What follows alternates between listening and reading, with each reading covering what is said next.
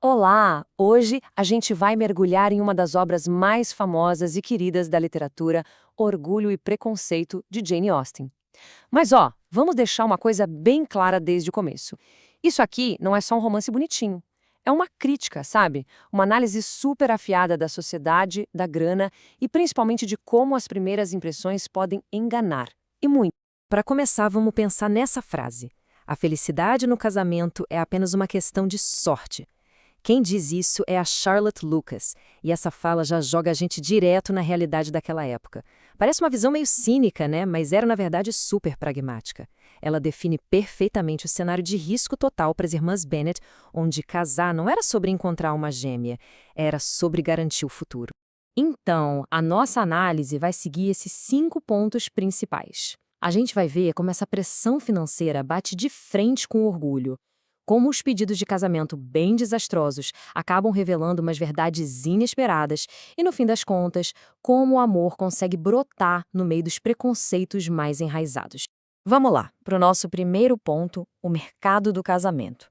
Olha, para as 5 irmãs Bennet, casar não era um conto de fadas, de jeito nenhum. Era, na prática, a única carreira que elas podiam ter. Amor era um luxo. Um bom casamento era uma questão de sobrevivência econômica pura e simples. E a raiz de todo o desespero da família está aqui. Uma lei inglesa bem específica que dizia que a propriedade da família, Longbourn, só podia ser herdada por um parente homem. O que isso significava? Que quando Mr. Bennet morresse, a casa, a terra, tudo iria para um primo distante, o tal do Mr. Collins. E as 5 filhas e a esposa? Bom, elas ficariam literalmente na rua. A pressão era absurda. E ninguém sentia essa pressão mais na pele do que a senhora Bennet. Essa fala dela resume perfeitamente a ansiedade que move a história inteira. A obsessão dela em casar as filhas pode parecer futilidade, mas no fundo é o desespero de uma mãe tentando, do jeito dela, salvar o futuro da família. E é nesse cenário tenso que entram os nossos protagonistas. A espirituosa Elizabeth Bennet e o podre de rico e bem arrogante Mr. Darcy. O primeiro encontro deles não é só um mal-entendido. É a colisão de 2 mundos, de 2 personalidades e, claro, de 2 falhas de caráter bem óbvias. O orgulho de um lado e o preconceito do outro. O momento que praticamente define o rumo da história acontece logo de cara no baile de Merrington. Ouvem o Darcy comentar que a Elizabeth não é bonita o suficiente para tentá-lo.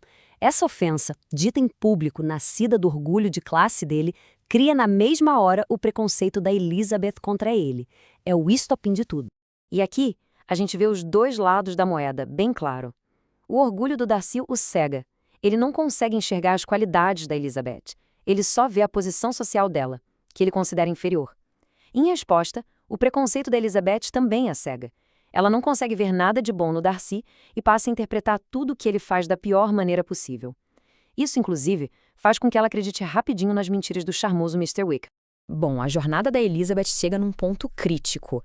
2 propostas de casamento que são, assim, um desastre completo.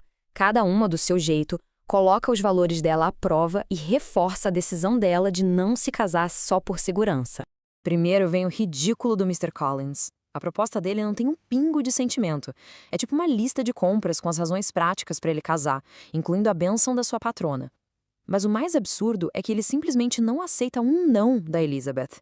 Ele acha que é charme, um joguinho, incapaz de sequer imaginar que alguém pudesse rejeitá-lo de verdade. No meio da gritaria da mãe, que tá furiosa, a Elizabeth encontra um apoio totalmente inesperado no pai dela. E essa frase do Mr. Bennet é simplesmente genial. Ele meio que a coloca numa sinuca de bico, mas ao mesmo tempo deixa muito claro que apoia a decisão dela, valorizando a felicidade da filha acima da segurança financeira. É um momento chave. E aí vem a segunda proposta, a do Mr. Darcy. Se a do Collins foi ridícula, a do Darcy foi um verdadeiro insulto. Ele se declara, sim, mas faz questão de listar todos os motivos pelos quais ele não deveria amá-la. A família dela que ele considera inferior, as conexões sociais que não são boas. Resumindo, ele a ama apesar de quem ela é. Péssima abordagem, né? A resposta da Elizabeth é, bom, implacável. Ela não só recusa, como joga na cara dele uma lista de todos os seus erros. A arrogância dele, o fato dele ter separado a irmã dela, a Jane, do Mr. Bingley, e a suposta crueldade com Mr. Wickham. A recusa é um choque de realidade por orgulho do Darcy, que o força, talvez pela primeira vez na vida, a se olhar no espelho. E agora a gente chega no clímax da história. Um escândalo familiar simplesmente explode, ameaçando acabar com a reputação de todas as irmãs Bennet. Mas é justamente essa crise que, ironicamente, vai acabar revelando a verdade sobre o caráter do Mr. Darcy. A confusão toda começa quando a irmã mais nova, a impulsiva Lydia, foge com o oficial Wickham.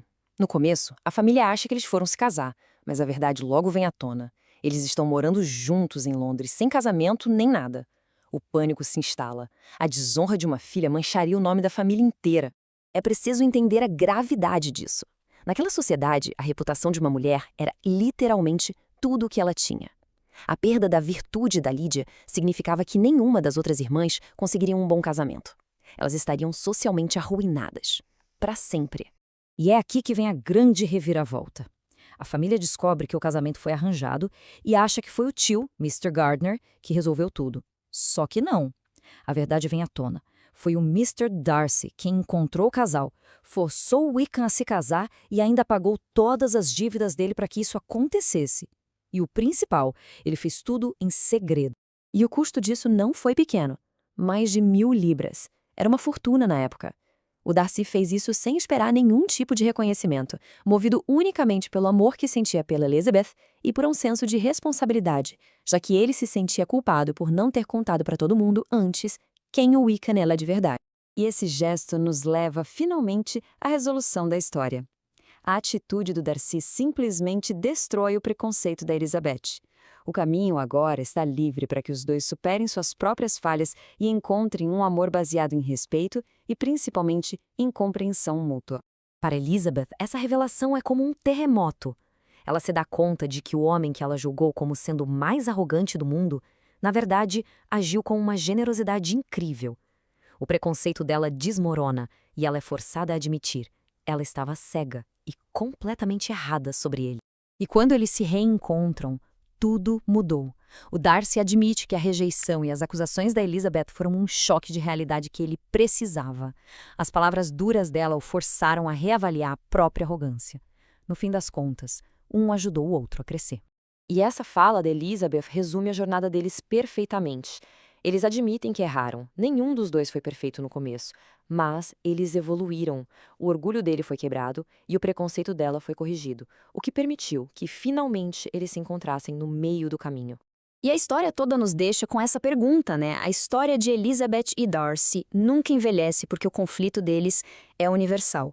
Orgulho e preconceito não são defeitos do século XIX, fazem parte da gente. Fica a reflexão. Quantas vezes um primeiro julgamento nos impede de ver quem uma pessoa realmente é? É o que esse clássico nos faz pensar até hoje.